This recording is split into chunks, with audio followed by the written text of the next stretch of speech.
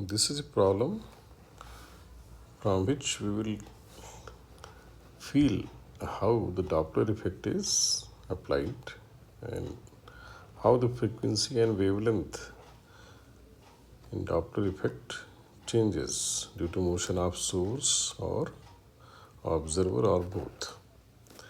तो पहले ये एग्जांपल देखते हैं जिससे हमें डॉपलर इफेक्ट की थोड़ी सी फीलिंग आएगी कि कैसे उसमें फ्रीक्वेंसी वेवलेंथ ऑब्जर्वर या सोर्स के चलने से चेंज होती है। तो इसमें एग्जांपल दिया गया है कि वी हैव कंसिडर केस, हम लोगों ने केस एक लिया है, इसमें दो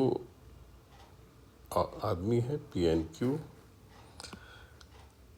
P is moving towards Q, Q rest में है, तो Q is like observer and P is like source.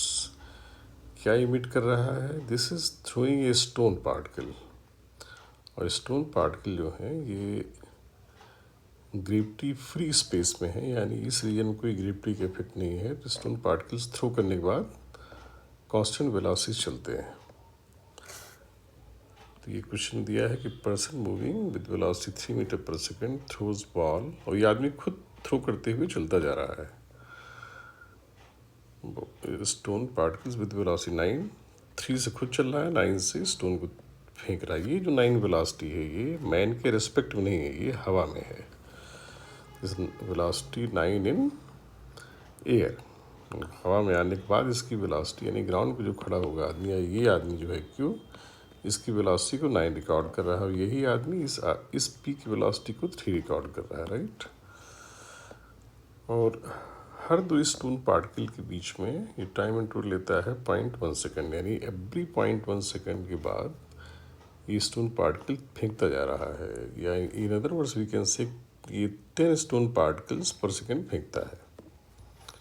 दो के फेंकने के बीच का टाइम 0.1 है, तो ऑब्वियसली पर सेकेंड 10 फेंक रहा होगा।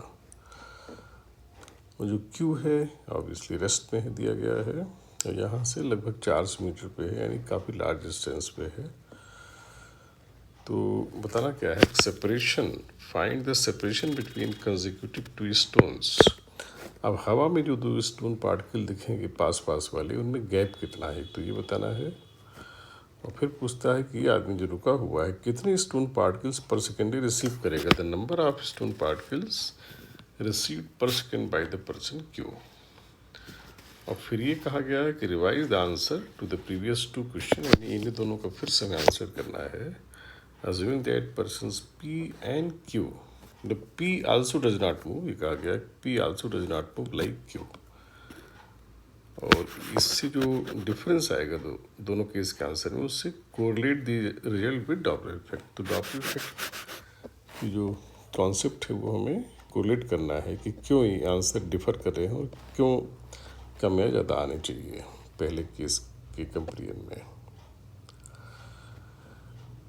तो पहले इसको देखते हैं कि स्टोन पार्टिकल्स में सेपरेशन क्या है, सक्सेसिव। तो सपोज ये स्टोन पार्टिकल जब भी फेंका गया होगा, ये चल रहा होगा 9 से, उसके कितनी देर बाद दूसरा फेंका गया, तो 0.1 सेकेंड बाद फेंका गया, राइट। और लेकिन ये जब फेंका गया तो पहले को फेंकने के बाद इसके फेंकने में जो टाइम निकला उसमें ये आदमी खुद भी आगे बढ़ गया। तो इसको फ्रेश केस की तरह लेते हैं। सपोज ये आदमी पहले यहाँ था P, इसने पहला स्टोन पार्टिकल थ्रो कर दिया, पहला स्टोन पार्टिकल, इसको मार्क करते हैं 1, और यहीं पे आदमी है, ये इसको नीचे दिखाते हैं, ये है P, और ये चलने लगा 9 से, और ये खुद चल रहा है 3 से। 0.1 सेकेंड के बाद, 0.1 सेकेंड के बाद ये स्टोन पार्टिकल जो 1 मार्क्ड है, 0.1 सेकेंड में कितना दूर चला जाएगा, 0.9 मीटर, यहाँ कहीं आ जाएगा। जहाँ ओरिजिनल लोकेशन थी वहाँ से ये 0.9 मीटर आगे चला गया 0.1 सेकेंड के बाद। 0.1 सेकेंड के बाद इस आदमी की पोजीशन जो होगी वो होगी 3 इंटू वेलोसिटी की 3 है, वेलोसिटी की 3 है इंटू 0.1, तो ये आदमी खुद पहुंच जाएगा 0.3 मीटर आगे, राइट, यहाँ कहीं आ जाएगा। और ये जो गैप है दैट शुड बी 0.3, और समझ लो ये आदमी यहाँ से हट चुका है।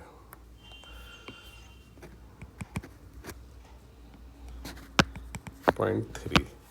इस समय ये दूसरा स्टोन थ्रो कर रहा है, इसी समय ये दूसरा स्टोन थ्रो कर रहा है। स्टोन नंबर 2 ये था पहला, this was the first one, ये वाला, और ये है दूसरा। तो ये पूरा है 0.9, ये है 0.3, तो ऑब्वियसली इनके बीच गैप कितना हो गया 0.6 मीटर।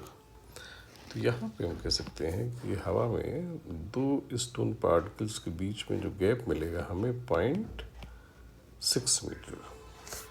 तो पहले का आंसर हो जाएगा, फर्स्ट का आंसर हो जाएगा ये 0.6, राइट। फर्स्ट का आंसर विल बी 0.6 मीटर।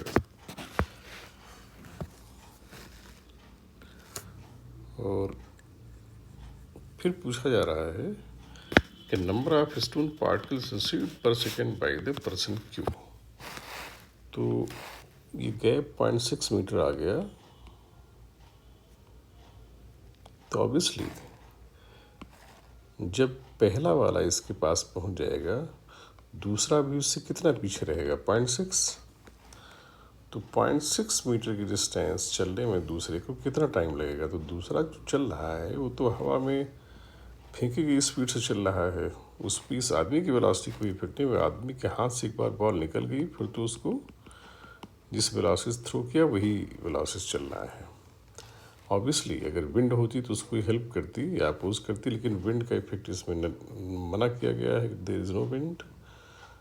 तो ये जैसे ही पहला इसको रिसीव होगा 0.6 मीटर पीछे जो है दूसरा है वो इसको मिलेगा 0.6 कवर करने के बाद। तो कितना टाइम लगेगा कवर करने में 0.6/9, क्योंकि इसकी वेलोसिटी है 9।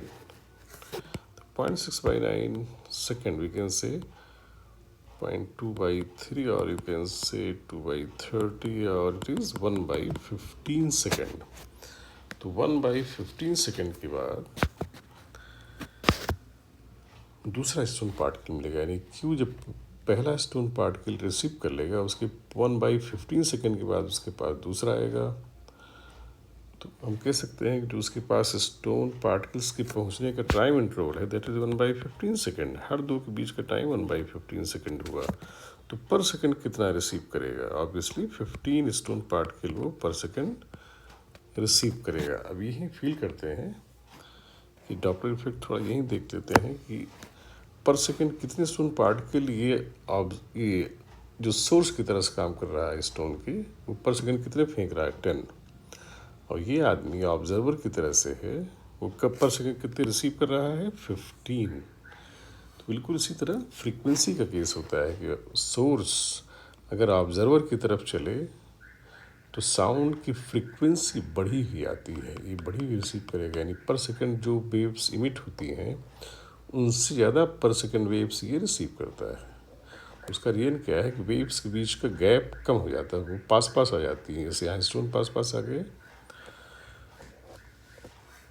तो इसको जल्दी जल्दी स्टोन पार्टिकल मिलने लगते हैं।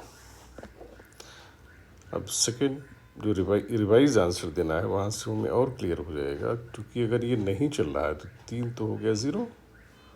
अब तो ये हर 0.1 सेकेंड पे जो स्टोन फेंकेगा एक गया आगे, तो 0.1 सेकेंड बाद दूसरा, तो दूसरा जब तक फेंका गया तब तक पहला कितना डिस्टेंस कवर चुका, जो वेलोसिटी थी 0.9 इंटू 0.1 टाइम, तो 0.9 मीटर। तो पहले पार्ट का जो आंसर यहाँ 0.6 था, अब इसी पार्ट का आंसर हो जाएगा 0.9 मीटर। तो हर दो स्टोन पार्टिकल के बीच का गैप क्या मिलेगा 0.9।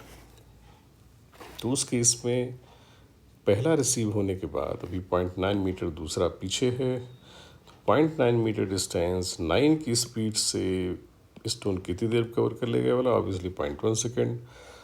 तो पहला स्टोन मिलने के 0.1 सेकेंड बाद दूसरा, यानी पर सेकेंड इसको 10 स्टोन मिलेंगे। तो वो ओरिजिनल प्रॉब्लम से मैच कर गया कि जितने यहाँ से पर सेकंड फेंके गए जाएंगे फिर उतने ही यहाँ पर सेकंड रिसीव होगा। वही जो डॉपलर इफेक्ट में होता है कि अगर सोर्स और ऑब्जर्वर दोनों रेस्ट में हो तो जिस फ्रीक्वेंसी की साउंड इमिट होती है उसी फ्रीक्वेंसी की साउंड यहाँ रिसीव होती है, राइट। और इसी तरह हम लोग एक्चुअल साउंड की प्रॉब्लम बना सकते हैं, जैसे वो केस भी मैं यही डिस्कस करता हूँ। सपोज यहाँ पे एक सोर्स है साउंड का, पर सेकंड इससे म्यू नॉट वेव्स इमिट हो रही हैं, तो वी कैन से इसकी एक्चुअल फ्रीक्वेंसी है म्यू नॉट या न्यू नॉट कहें, न्यू नॉट फ्रीक्वेंसी है, मीन्स पर सेकेंड न्यू नॉट वेव्स इससे इमिट हो रही हैं, यानी दो वेव्स के बीच इमिशन टाइम क्या है 1/न्यू नॉट।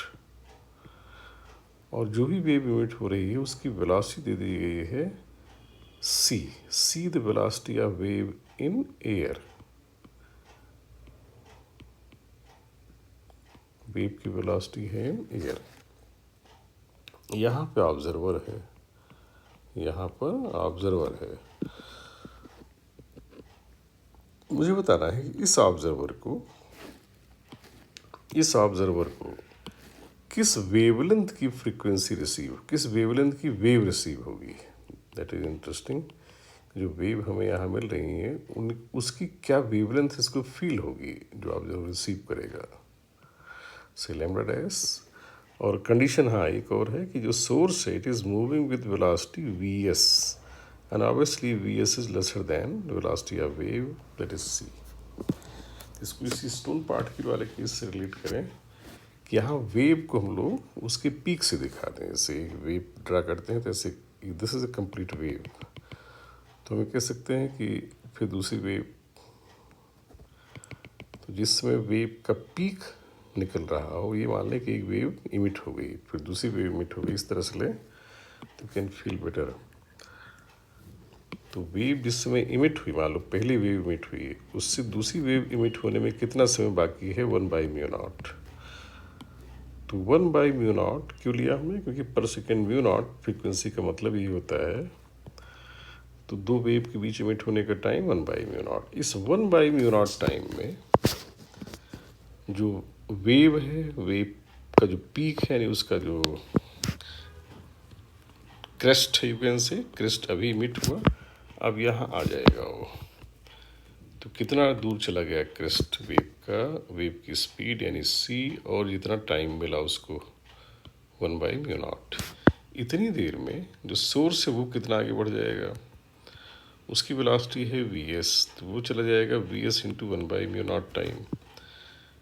तो अब पहली वेव यहाँ है, पहली यहाँ है और सोर्स अब यहाँ है 1/म्यू नॉट टाइम बाद, इसी समय वो सेकेंड वेव निकालेगा।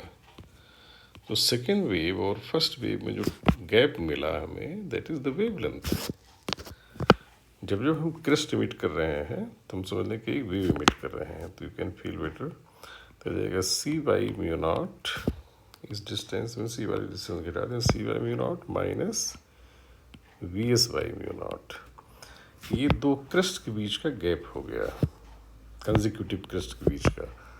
और जो कंसेक्यूटिव क्रेस्ट के बीच का गैप होता है यानी वेवलेंथ, वेव को ड्रा करते उसके पीक्स के बीच का जो गैप होता है दैट इज वेवलेंथ। तो इफेक्टिव वेवलेंथ आ गई, इफेक्टिव वेवलेंथ आ गई c minus v s upon mu naught. This is the wavelength which will be received by this observer. ये जो ऑब्जर्वर हमारा है यहाँ उसको इतनी वेवलेंथ रिसीव होगी c minus v s upon mu naught. और अगर एक्चुअल जो ओरिजिनल वेव थी उसकी वेवलेंथ के टर्म्स में बात करें तो ओरिजिनल वेवलेंथ रही होगी लैम्डा नॉट इक्वल टू c/म्यू नॉट, राइट। तो म्यू नॉट को हम लोग रिप्लेस कर सकते हैं और इस तरह से आंसर आ जाएगा, ये हो जाएगा लैम्डा नॉट, यहाँ इसको रख दें lambda naught c minus v s upon c, that is lambda naught 1 minus v s upon c. तो ये नई वेवलेंथ हो जाएगी जो ऑब्जर्वर ये रिसीव करेगा, ये ऑब्जर्वर। तो तो वेवलेंथ के टर्म्स में आंसर आ गया कि ये ओरिजिनल वेवलेंथ थी। अगर सोर्स इसी तरफ चल रहा है ऑब्जर्वर की तरफ, तो ऑब्जर्वर जो वेव रिसीव करेगा उसकी वेवलेंथ थोड़ी सी कम आएगी, क्योंकि फ्रीक्वेंसी इसको बड़ी मिलेगी तो वेवलेंथ कम हो जाएगी और इतनी आएगी वेवलेंथ, राइट। इसी में एक पॉइंट ही समझा सकता है कि जब भी सोर्स चलेगा तभी वेवलेंथ चेंज होती है, रिसीव्ड वेवलेंथ। लेकिन अगर सोर्स रुका रहे, राइट, सोर्स रुका रहे तो ऑब्जर्वर के चलने के बावजूद वेवलेंथ नहीं चेंज होगी। इसको मैं अगले एग्जाम्पल में आई विल एक्सप्लेन। जैसे स्टोन का लिया था, फिर से एक स्टोन का केस लेकर फिर वेव से कंपेयर करेंगे। Then we will see कि how wavelength does not change if source does not move but observer moves। तो ऑब्जर्वर अगर मूव कर रहा है और सोर्स नहीं मूव कर रहा है, तो हम लोग आगे प्रूव कर लेंगे next in the next slide. You can say कि वेवलेंथ क्यों नहीं आती है।